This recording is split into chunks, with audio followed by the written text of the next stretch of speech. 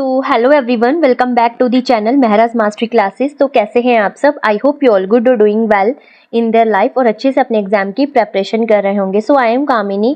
तो आज जो आर्टिकल मैं डिस्कस कर रही हूँ वो मैं 29 ऑफ सितंबर को कर रही हूँ, बट ये आर्टिकल 25 सितंबर का है द हिंदू न्यूज़पेपर से। ओके, थोड़ा सा डिले हो गया है, बट इस हमारा टॉपिक है उसको हम क्या करेंगे, कवर कर लेते हैं।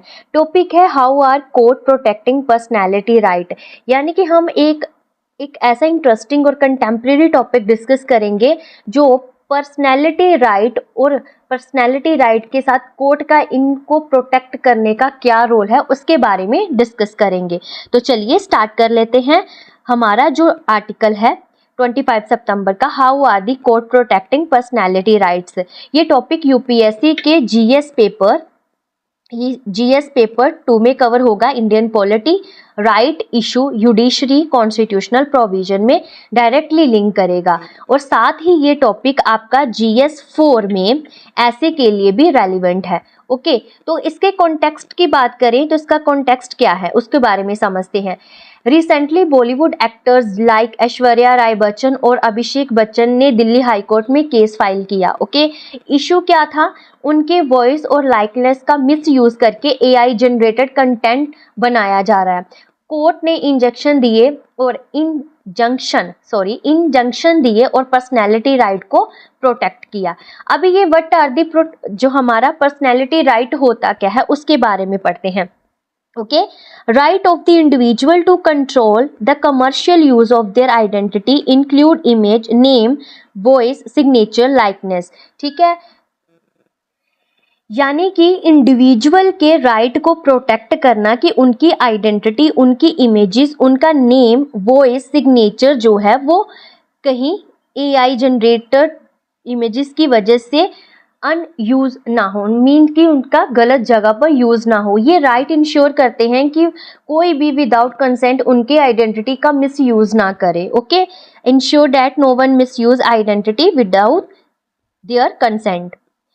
उसके बाद कॉन्स्टिट्यूशनल बेसिस की बात करें तो इसकी वजह से अगर कोई एआई का यूज करके उनकी इमेजेस, वॉइसेस का यूज करता है गलत काम के लिए, तो आर्टिकल 21 कॉन्स्टिट्यूशनल उनको राइट देता है, क्योंकि राइट टू लाइफ और पर्सनल लिबर्टी उनके पास है और इंक्लूड करता है कि उनकी प्राइवेसी और डिग्निटी बने रहे। 19 आर्टिकल ये बताता है कि फ्रीडम ऑफ स्पीच है, ये है कि फ्रीडम ऑफ स्पीच है लोगों को कुछ भी करने की, बट वो बैलेंस होना चाहिए, मिस यूज नहीं करना चाहिए किसी भी आइडेंटिटी को। आर्टिकल यानी कि कोई कहे कि हमारा तो ये फ्रीडम ऑफ स्पीच है कि हम कुछ भी कर सकते हैं, बट ये है कि किसी को हार्म नहीं करना। अगर उस चीज का फायदा आपको हो रहा है, आपके तक हो तो ठीक है। अगर उस चीज का जो फायदा किसी की आइडेंटिटी को खराब कर रहा है तो वो आपकी फ्रीडम ऑफ स्पीच नहीं कहलाई जाएगी।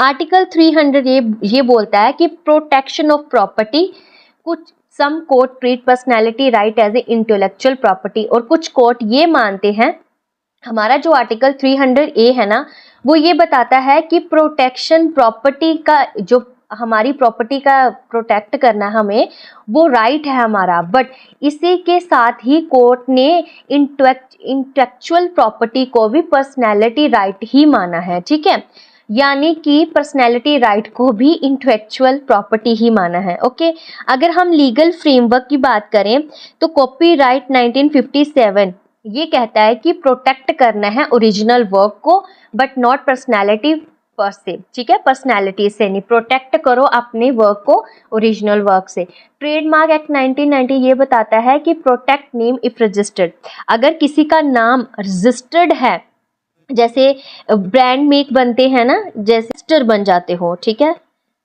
एम्बेसडर हो जाता है तो उनका नेम रजिस्टर्ड हो जाता है, तो उसका नेम रजिस्टर्ड है तो उसको आप उसकी डिग्निटी खराब नहीं कर सकते। पासिंग ऑफ प्रिंसिपल यानी कि प्रिवेंट करना है फॉल्स इंडोर्समेंट से।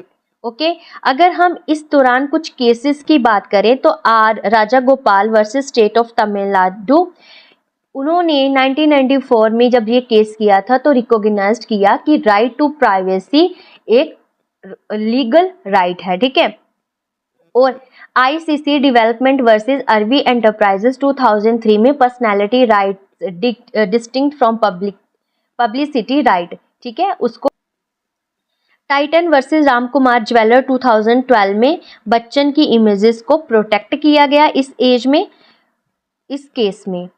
DM entertainment versus baby gift house 2010 में दलेर मेहंदी के जो मेहंदी को प्रोटेक्ट किया गया, जो सिंगर दलेर मेहंदी था। ओके, अब रीसेंट केस क्या है, Delhi high court restrain unauthorised use of Aishwarya and Abhishek likeness and voices, यानी कि दिल्ली हाई कोर्ट में जो केस गया है उसकी वजह से मिस यूज किया गया उसकी लाइकनेस को, वॉइसेस को और इमेजेस को।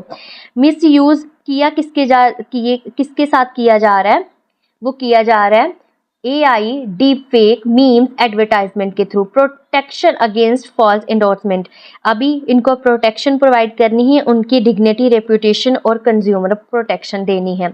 ओके, तो चैलेंजेस की बात करें तो free speech versus personality right challenges है। आर्टिकल 19 ये कहता है कि फ्रीडम ऑफ एक्सप्रेशन है, मीम्स पैराडोमिस में conflict with personality right. Okay, memes dignity के साथ जो है, यानी कि आपको फ्रीडम ऑफ स्पीच तो है बट उसको बैलेंस लेके चलना चाहिए, किसी की डिग्निटी खराब नहीं होनी चाहिए। टेक्नोलॉजी एंड AI के यूज़ की वजह से डीप फेक काफ़ी मिस यूज़ ईजियर हो गया है लोगों के लिए। नो स्पेसिफिक लॉ, अभी इसके लिए कोई लॉ नहीं है। इंडिया लैक्स अ कॉम्प्रहेंसिव स्टैट्यूट, ठीक है, इसके लिए कोई लॉ आना चाहिए। वे फॉरवर्ड की बात करें तो इनेक्ट डेडिकेटेड लॉ, यही मैंने बात आपको पहले बता दी कि कोई लॉ नहीं बना हुआ बट इसके लिए एक लॉ आना चाहिए। बैलेंस रखना चाहिए free speech with privacy and dignity के लिए। स्ट्रॉन्गर AI और डीफेक रेगुलेशन होना चाहिए। एंश्योर करना चाहिए जुडिशियल क्लैरिटी को एक्सप्रेशन, स्टिफलिंग एक्सप्रेशन के साथ। ओके, तो इसके ऊपर एक क्वेश्चन भी मैंने दिया है, इसको जरूर अटेम्प्ट करना। Discuss the constitutional and legal basis of personality right in India. How can court strike a balance between the freedom of speech privacy in a digital age. Okay, तो आई होप कि आपको आज का discussion, ये वाला जो discussion है वो अच्छा लगा होगा पर्सनैलिटी राइट्स को लेके। आपका क्या कहना है कि पर्सनैलिटी राइट के लिए कोई लॉ आना चाहिए, तो आप इसका आंसर मुझे कमेंट बॉक्स में दे सकते हो। अगर वीडियो अच्छा लगा हो, लेक्चर अच्छा लगा हो तो लाइक करें, शेयर करें और ज़रूर सब्सक्राइब करें मेहरस मास्टरी क्लासेस, और टेलीग्राम से PDF के लिए लिंक करें। तब मिलते हैं नेक्स्ट लेक्चर में, तब तक के लिए बाय एवरीवन, जय हिंद।